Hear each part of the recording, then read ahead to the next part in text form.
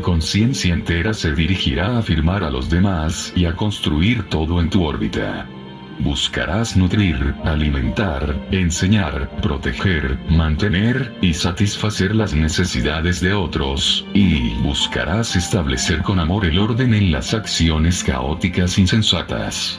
Habiendo escrito tus aspiraciones doradas en un papel, de nuevo túmbate y recurre a tu realidad divina y pide que los impulsos preciosos, la naturaleza del divino se extienda paulatinamente por tu mente y corazón y que llegue a ser tu propia conciencia. Cuando esto ocurra, tu alma será como un pollito que picotea y picotea hasta romper su cascarón para salir a la maravilla del enorme mundo a reunirse con la madre gallina que espera con paciencia hasta que su polluelo se reúna con ella. Así es conmigo y con todas las demás almas crísticas. Esperamos, observamos y ayudamos a la gente que anhela averiguar la causa del vacío de su espíritu, que tienen como máximo deseo el trascender las ocupaciones terrenales, cuyas mentes están siendo atraídas a propósitos más elevados de la vida y que sueñan con entrar en perfecta armonía con sus propias almas y con su fuente divina del ser.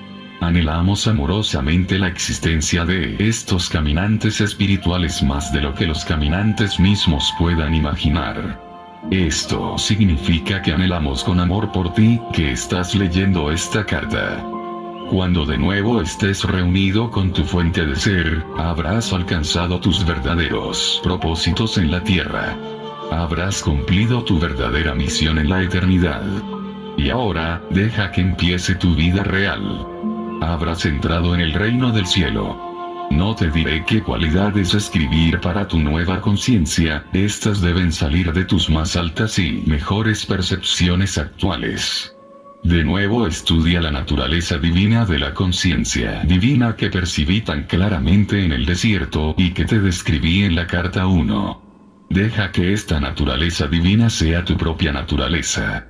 Quiero que sepas que cuando emprendas este viaje con verdadera sinceridad, estaré a tu lado en toda eventualidad. Es mi más anhelado deseo que llegues a saber que estoy contigo y que te estoy enviando mi apoyo y fuerza en tu búsqueda de unificarte con tu divina realidad. Acerca del cristianismo, ahora estoy a punto de hablarte de asuntos más mundanos y mientras lees las siguientes páginas, quiero que repases lo que le ocurre a tu estado de ánimo o sentido de bienestar. Este es un ejercicio para reconocer lo que sucede en tu conciencia mientras cambian tus pensamientos y empleas un nuevo conjunto de palabras. Por favor, lee las siguientes páginas con mucho cuidado, si profesas o no la doctrina cristiana, aunque tengas una fuerte tentación de saltarlas. Anota tus respuestas, ideas, sentimientos, sobre todo cualquier sentimiento cambiante de depresión o agrado. Toma nota del número de la página cuando las palabras empiecen a aligerar tus ánimos y a elevarte a un plano más alto de paz y de felicidad. Este es un ejercicio de lo más importante, pues, si no lo haces, seguirás leyendo acerca de la conciencia para siempre, sin nunca alcanzar una profunda comprensión de cómo es la energía básica de tu existencia, de la materia, tu cuerpo y entorno, los sucesos de tu vida, tu estado de ánimo y tus aspiraciones espirituales. No llegarás a darte cuenta de que la conciencia es la única cosa y el todo en tu existencia y experiencia, hasta que notes cómo las ideas y opiniones pueden elevar o bajar las frecuencias vibratorias de tu conciencia. Quiero que te hagas consciente de las palabras que utilizas en tu vida diaria, la calidad de vida que te crean y el impacto que producen a los demás, o al elevar sus ánimos y darles paz y alegría, o bien dejarles deprimidos y mermados. Lo que es más, es mi más sincera intención alcanzar a aquellos de vosotros que sois actualmente adherentes a la religión cristiana y que estáis luchando con el condicionamiento religioso pasado o presente y así teniendo dificultades para lograr salir de vuestras percepciones del dogma, con él a fin de moveros libremente dentro de las frecuencias vibratorias más altas del conocimiento espiritual más elevado. Puede que temas ser condenado incluso por leer estas páginas, pero aún así tienen una atracción poderosa para ti y sientes, por intuición, que estás leyendo acerca de la verdad de la existencia, la cual no te han enseñado tus ministros. Te desgarras entre tu apremiante necesidad de conocer la verdad y el temor de disgustar a Dios, sea cual sea la forma en la que lo percibes en la actualidad. Yo, el Cristo, soy muy consciente de la angustia que causan estas cartas a muchas personas sinceras y anhelo ayudaros a atravesar la inquietud hasta la perfecta paz y alegría de la mente. Por esta razón, es una apremiante necesidad primero analizar tus creencias actuales y los orígenes de las doctrinas de la Iglesia, antes de continuar enseñándote la verdad más profunda acerca de la naturaleza de lo universal y la naturaleza del hombre mismo. Para comprender completamente los orígenes de la doctrina cristiana, se debe ir hacia atrás en el tiempo hasta los comienzos del judaísmo y ahí encontrar las racionalizaciones de la mente humana que luchaba por definir en palabras lo que se sentía intuitivamente que era una probable fuente del ser. Aquellos de vosotros que estáis luchando para libraros de los pasados mitos y creencias erróneas, debéis llegar a percibir claramente por vosotros mismos, y a comprender, la fundamental diferencia entre la creencia de la Iglesia y la verdad de la existencia que actualmente estoy intentando explicaros. Hasta que podáis discernir el origen y la forma de vuestras creencias actuales, no podréis libraros del todo de las ilusiones de vuestro condicionamiento pasado dentro de la Iglesia. Tendréis un pie en ambos campos, una posición en la que es peligroso estar. Este estado mental dará lugar a un gran conflicto mental y puede causarte el abandonar la búsqueda y a volver a las viejas formas religiosas cómodas y emocionalmente seguras que no te llevan a ninguna parte. De modo que cuidado y no dejes que te intimiden las amenazas de disgustar a Dios y de una posible condenación. Los orígenes de una creencia en una superdeidad individual. Por tanto, empezaremos con una descripción de los orígenes de una creencia en Dios, un nombre que ha significado muchas cosas diferentes para la humanidad. La creencia empezó cuando los hebreos antiguos caminaron por las llanuras del desierto y cuestionaban los orígenes de la creación. Se imaginaba que de alguna manera la fuente de la creación seguramente debería ser un hombre, Dios superhumano, invisible y muy trascendente de la tierra y de la humanidad. Algunos de los profetas antiguos eran conscientes, de manera mística, de que la fuente de la creación era difundida y presente, de alguna manera, a través de la creación, también era situada en la dimensión eterna, pero este misticismo no estaba disponible para la mente humana común. También debes comprender que a pesar de la aparente realidad nadie jamás ha vislumbrado tal superhumano hombre Dios, de ninguna forma excepto quizás Moisés, que afirmaba haberle visto en un arbusto ardiendo, quien se describió como soy el que soy. Todo lo que se ha sabido de tal Dios superhumano se ha derivado de las lecturas de las pintorescas descripciones de Dios dadas por los profetas durante su estancia en la tierra. Es el sello de cuál ilusorias son las creencias religiosas que los ministros vuelven solamente a los antiguos para su verdad, puesto que no pueden creer que Dios es verdaderamente real, eterno e igualmente capaz de hablar a la gente en vuestros días. Vuestros ministros tienen pánico de cualquier creencia que no combine con las antiguas. Nunca consideran, o tienen miedo de considerar, que tal vez el conocimiento espiritual dentro de la dimensión terrenal es evolutivo.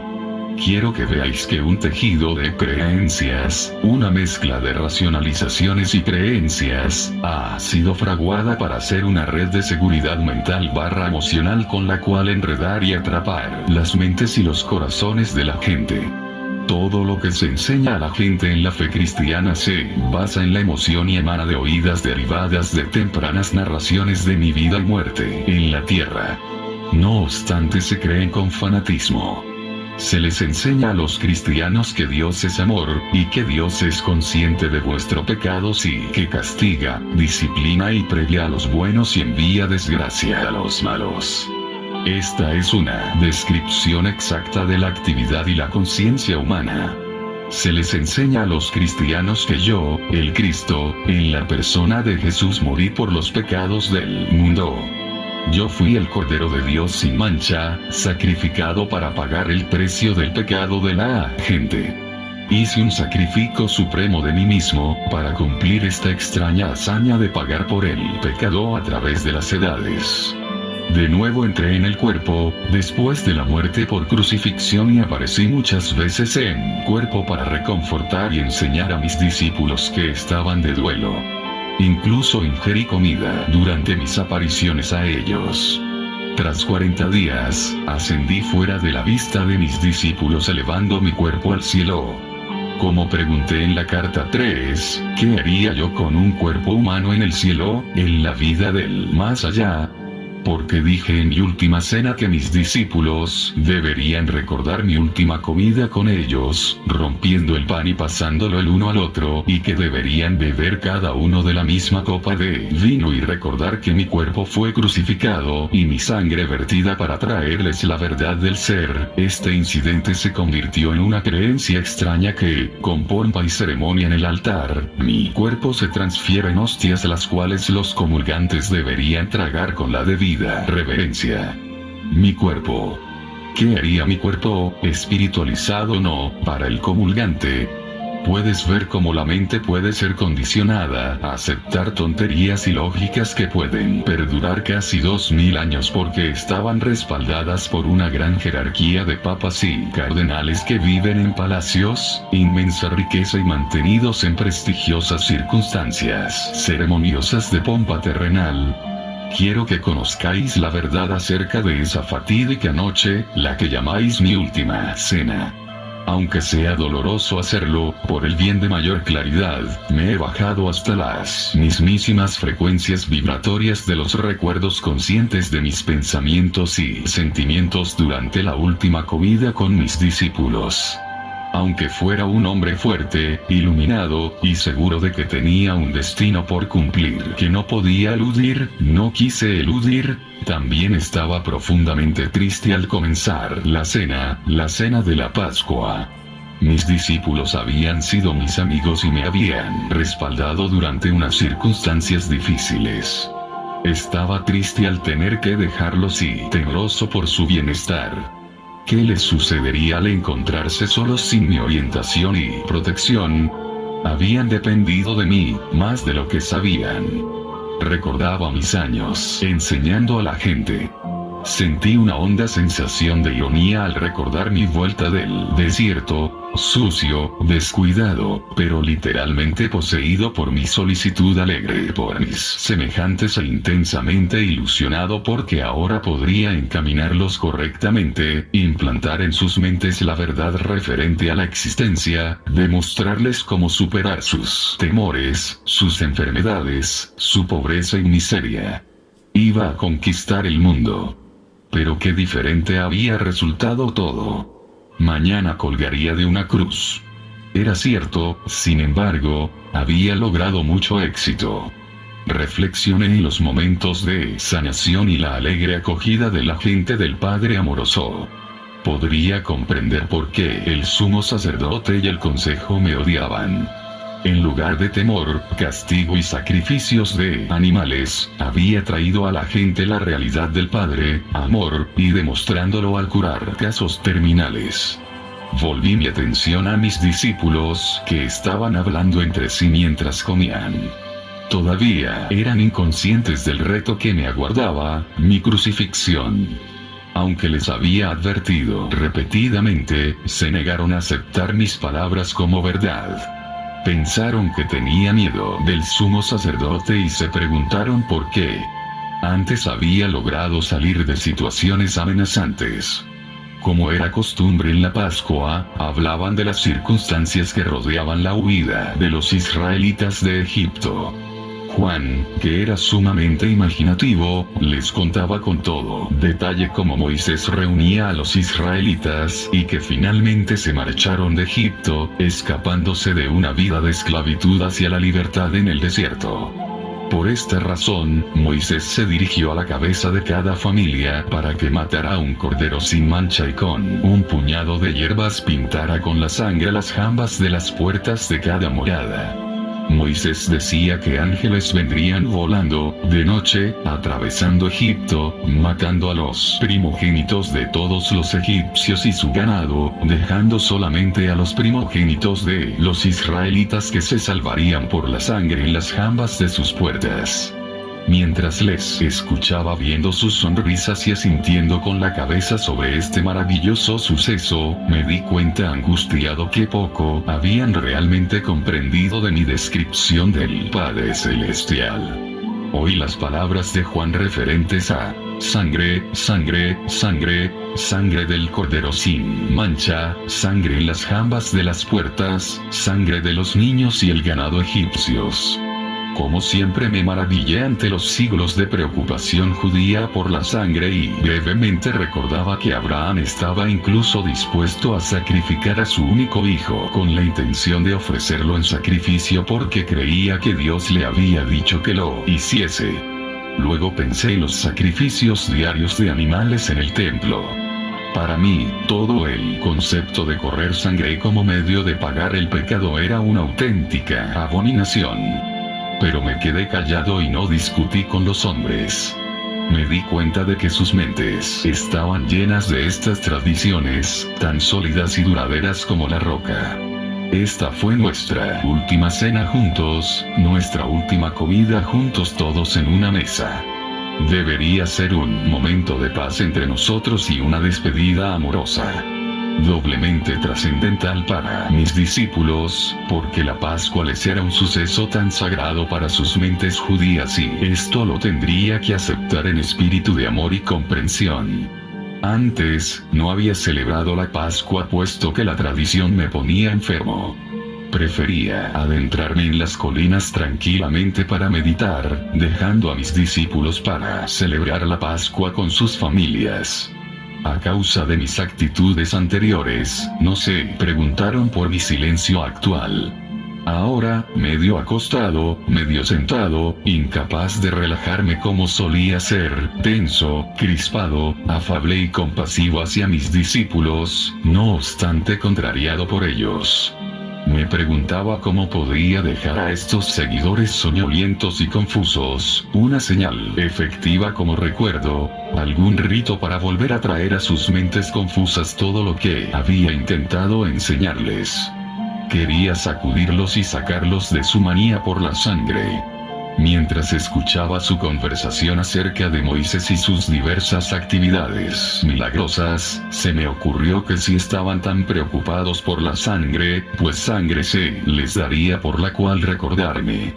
Me incliné sobre la mesa, y cogí un pan y lo rompí en varios trozos y dije bastante bruscamente: soy como vuestro cordero pascual.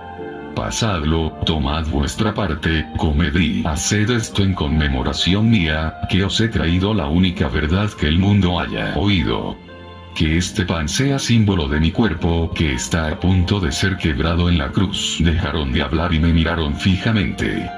Vamos, comed, les dije. Como en un sueño, tranquilamente tomaron el pan y se lo pasaron el uno al otro, masticando un poco de ello.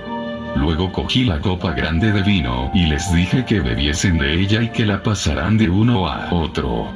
Este vino es símbolo de mi sangre. Vine a daros la verdad. La verdad acerca de Dios, la verdad acerca de la vida. Pero he sido rechazado. Mi sangre fluirá para vosotros. De nuevo, en silencio, bebieron de la copa y la pasaron al siguiente hombre. Sus caras estaban tensas pero no dijeron nada. Era obvio que todos estaban conmocionados por mis palabras y que no les gustaban. Sabía que se le había dado dinero a Judas para señalarme a los soldados del sumo sacerdote cuando el momento fuera oportuno. También sabía que la noche de la Pascua sería la noche. Dije a Judas: ve rápido a hacer lo que tienes que hacer. Judas me miraba largo y vi el dolor e indecisión en sus ojos. Estaba dudando, pero mi tiempo había llegado y quería acabar con ello de una vez. Ve, dije con dureza. Judas se levantó y se marchó. Los discípulos se sorprendieron de la manera en la que hablaba y preguntaron qué iba a hacer. Va al sumo sacerdote para contarle dónde encontrarme. Me van a crucificar, exactamente como os lo he dicho. Miraba las diversas expresiones en sus caras, duda, susto, terror, con un grado de doloroso cinismo. Luego hubo una efusión de interrogación resentida. ¿Qué les iba a suceder? Habían dejado hogar y familia por mí. Perderían una vida de libertad y seguridad, si yo fuese crucificado como un delincuente común. Les dije que me iban a abandonar. Con vehemencia negaron tal cosa, pero lo hicieron. Estaba demasiado cansado para discutir con ellos, y me había hecho tan fuerte y seguro en el conocimiento de que el Padre estaba en el interior, y conmigo, en todo momento, que podía perdonar su deslealtad. Y, al final de todo, sería liberado del cuerpo y podría ascender a los reinos de luz que tan frecuentemente había sentido, pero que nunca había visto en plenitud con la visión terrenal. Era un pensamiento que me traía profundo consuelo y una feliz sensación expectante. De modo que les sonreí y dije: es bueno que hayáis hecho lo que pedí en conmemoración mía y de mi muerte que está por venir. Seguid partiendo el pan y bebiendo el vino juntos, recordando que siempre os he querido y que me quedaré con vosotros en espíritu hasta que vosotros os reunáis conmigo a donde voy. No temáis, seréis guiados, seréis inspirados, os haréis fuertes y hablaréis con voces claras. Mi única advertencia es esta: en el futuro, mucho de lo que os he enseñado será olvidado. Mucho de lo que os he dicho será descartado por el pensar humano o distorsionado por los mitos humanos. Luego había pánico y un clamor: ¿cómo será esto? Sonreí y levanté las manos. Os he dicho lo que sucederá en el futuro distante. Mientras tanto, sed fieles a todo lo que os he enseñado, y no dudéis de ninguna palabra que os he hablado. Luego fue hora de ir al Monte de los Olivos, el lugar donde los soldados del sumo sacerdote me buscarían. Mis discípulos querían hacerme más preguntas, pero ya había acabado mi discurso con los hombres. Simplemente quise prepararme en silencio total para mi suplicio, desplazándome en espíritu a un estado de seguridad, a la armonía constante y en comunicación con el Padre. Caminamos al jardín y me retiré a mi roca preferida. Refugiado del viento me senté y me envolví en la túnica. Cerré los ojos y gradualmente sentí que entraba en una gran quietud interior de espíritu y un poderoso silencio. Luego el poder en sí descendió, me abrazó y poseyó mi mente y corazón.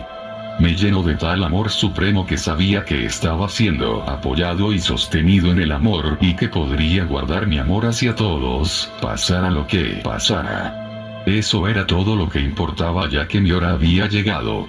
Esa es la verdad detrás del partir del pan y el beber del vino en conmemoración mía, mi vida y enseñanzas. Y, como tú que estás leyendo esta carta sabes, todo lo que mi Padre me dio a conocer en mi última noche en la tierra, llegó a suceder.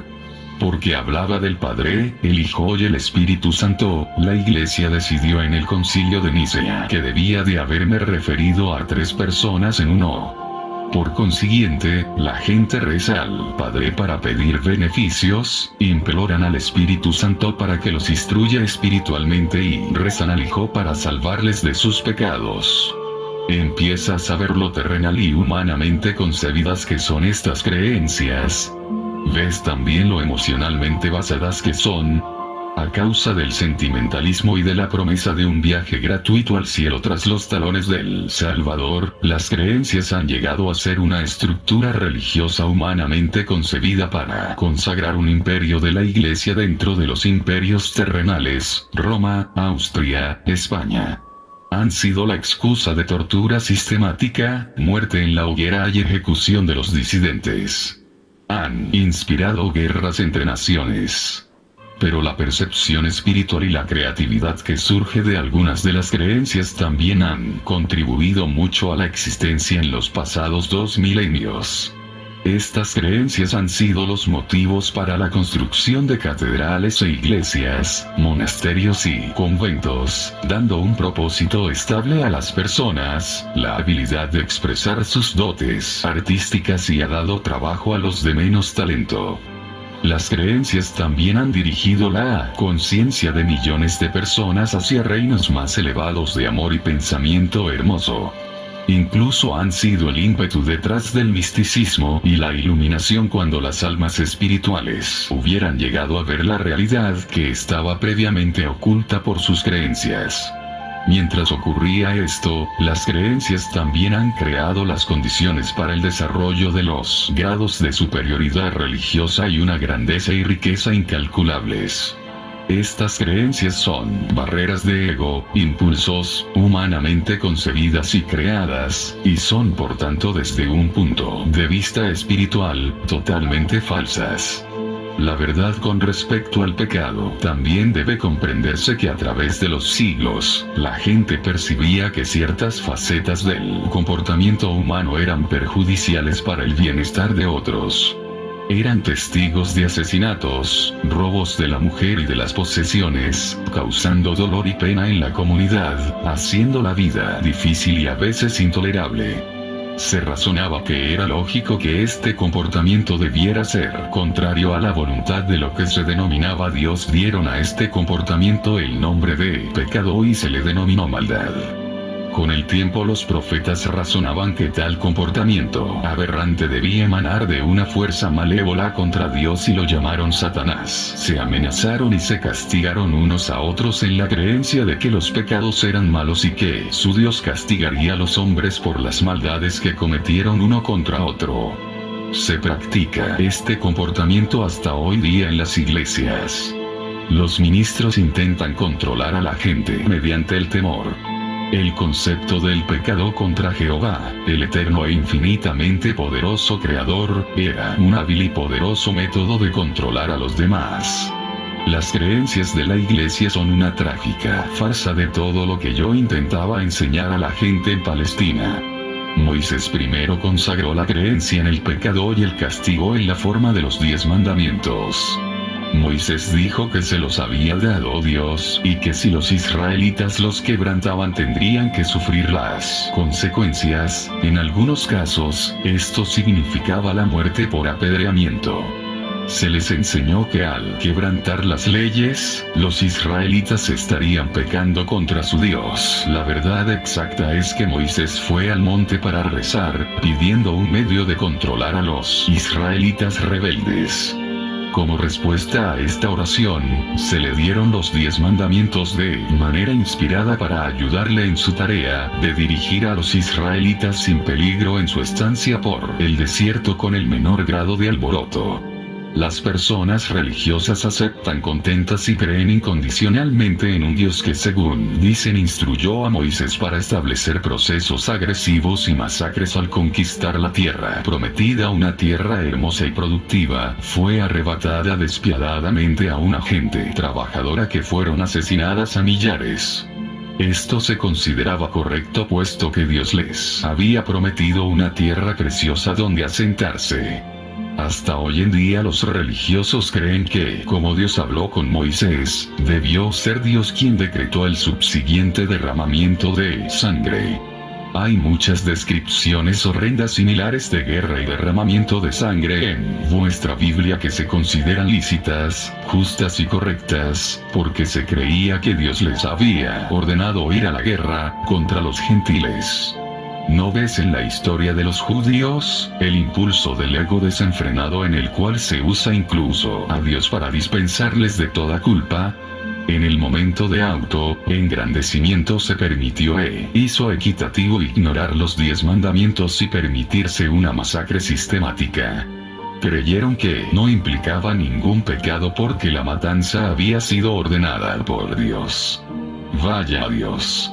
¿No puedes percibir también por qué era necesario que yo naciera en Palestina para vivir entre los judíos en un esfuerzo por ayudarles a ver que sus creencias y prácticas tradicionales eran todas contrarias a la misma naturaleza de la conciencia divina la cual verdaderamente les había dado el ser? Desde entonces, a través de los siglos, los hombres han luchado con el concepto del pecado y mucha gente sincera se ha acongojado, referente a la manera en la cual han ofendido a Dios, rogando perdón. Hace mucho tiempo, sacrificaron un sinnúmero de animales en el templo de Jerusalén para apaciguar a Dios, esperanzados en escaparse del efecto de sus pecados. Desde ese tiempo un sinnúmero de libros han sido escritos sobre el tema, expresando pena y horror por la condición del alma de los hombres, buscando maneras de cambiar su comportamiento, azotándose con látigos para torturar la carne y hacerla pagar por el mal del pensamiento, palabra o acto, y muchos de estos libros han sido aplaudidos por los cristianos por toda Europa y guardados en archivos de instituciones religiosas. Ellos atan a la gente a mi antigua persona de Jesús, predicando la salvación del hombre del castigo por sus pecados por mi muerte en la cruz. Como he explicado en otra parte, estas creencias son físicamente imposibles y contrarias a los hechos de la creación. Ninguna paga se exige por pecar por ninguna deidad superior.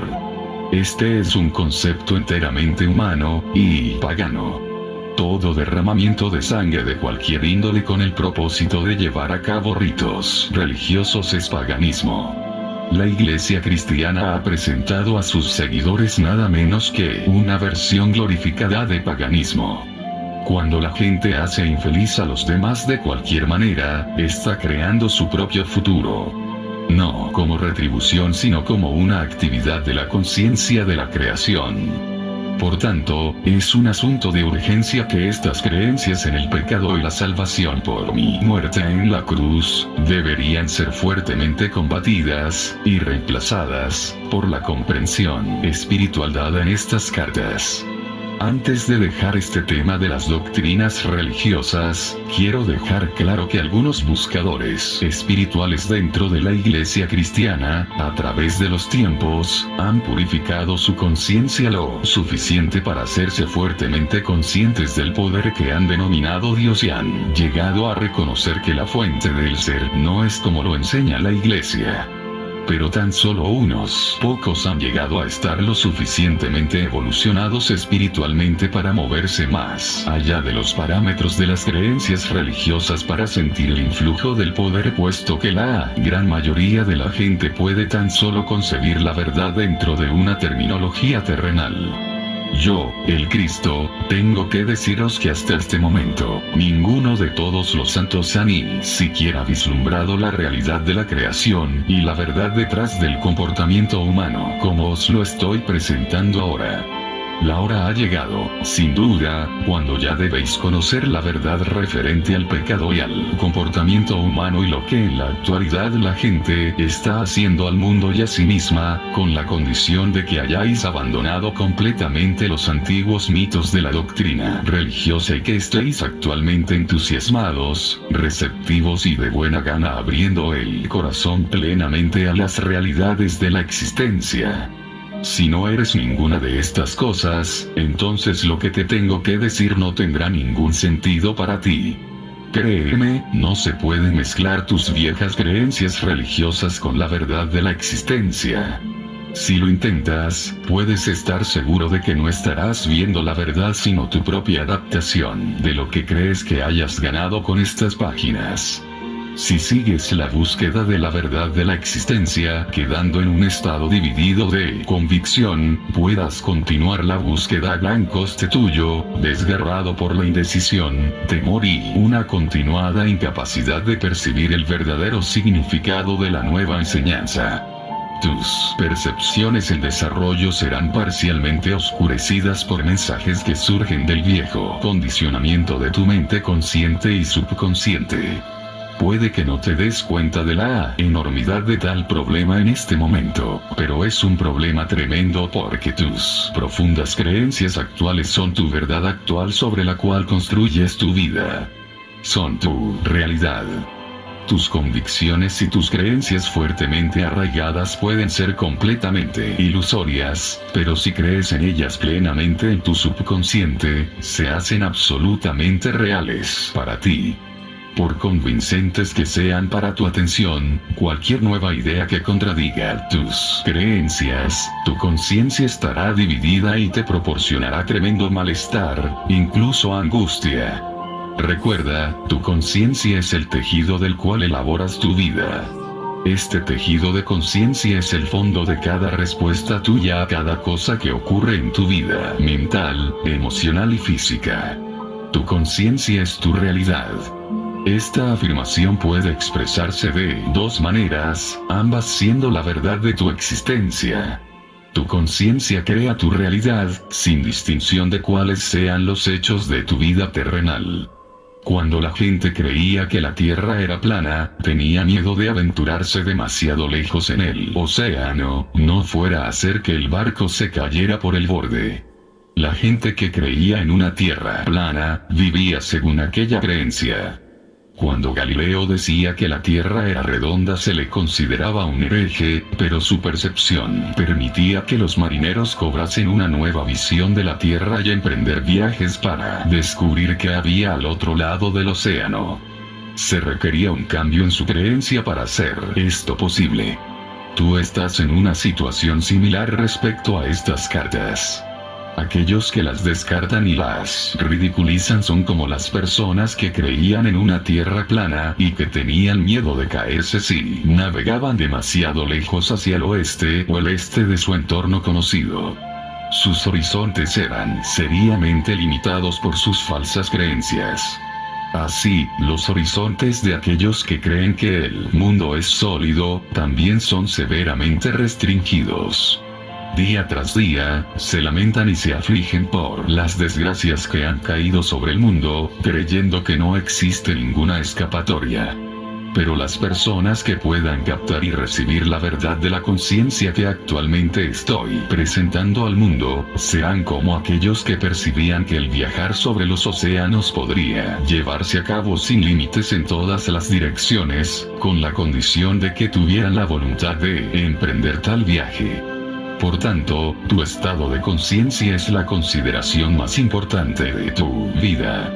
Atiende a tu conciencia y continuarán todas las bendiciones en todos los aspectos de tu vida.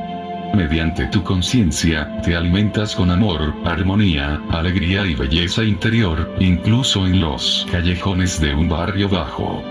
Con tal conciencia, verás que desplazas de las calles del barrio bajo a un entorno más acorde con tu ser interior. Así sales de las circunstancias desagradables. De lo anteriormente mencionado, deberías poder ver ahora, que solo tú creas la calidad de tu mundo interno, aunque te encuentres por fuera en la cárcel o al mando de un acorazado. Y tú puedes dar realce a tu entorno al irradiarlo con fuerza de vida que anima tu pensar. Y otra vez, tu conciencia es tu realidad, no tu marido ni esposa, hijos, hogar, jardín, posesiones, títulos, lugar de trabajo, amigos.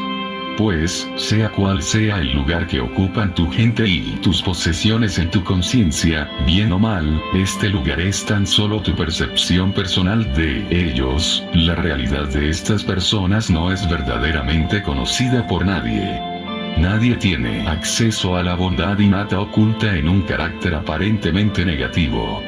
A la inversa, nadie puede sospechar los impulsos y deseos ocultos de un ser humano aparentemente bueno.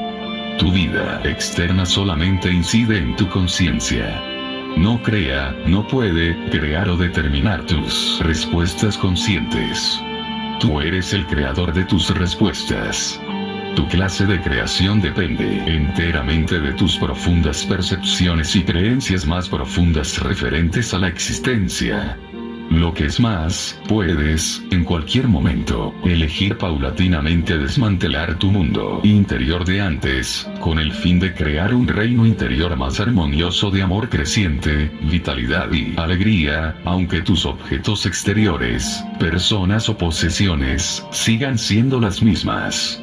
El poder espiritual del tejido de tu conciencia irradiará hacia afuera y será absorbido por la gente, plantas, ladrillos y cemento de tus inmediaciones cercanas. Habrá cambios seguros y mejorías en todo lo que está dentro de tu órbita. Es tu destino en esta vida, y en vidas futuras, llegar a esta plena y completa realización. Cuando lo hagas, pondrás tu pie en el camino de la maestría y luego gradualmente avanzarás para llegar a ser un verdadero maestro de tu mundo de conciencia humana penetrado y asistido por la conciencia divina. Yo, el Cristo, te encomiendo esta carta. Te he puesto en pleno conocimiento de algunos de los hechos importantes de la creación que te permitirán trascender el ego, el guardián de tu individualidad, y a volver a la universalidad del ser, del cual realmente has venido. Tienes en tus manos los medios por los cuales puedes entrar en el amor incondicional, alegría y realización personal. Recuerda que he dicho que anhelo el progreso espiritual del caminante. Mientras te adelantas por el camino que os he trazado, habrá momentos de confirmación de que de veras estoy contigo en tu caminar. Los verás, guarda tu fe en ellos. En todo momento, te sostengo en el amor divino puesto que soy el amor divino en acción. Cree esto y encuentra el descanso en mi conciencia que te envuelve. Fin. Continúa.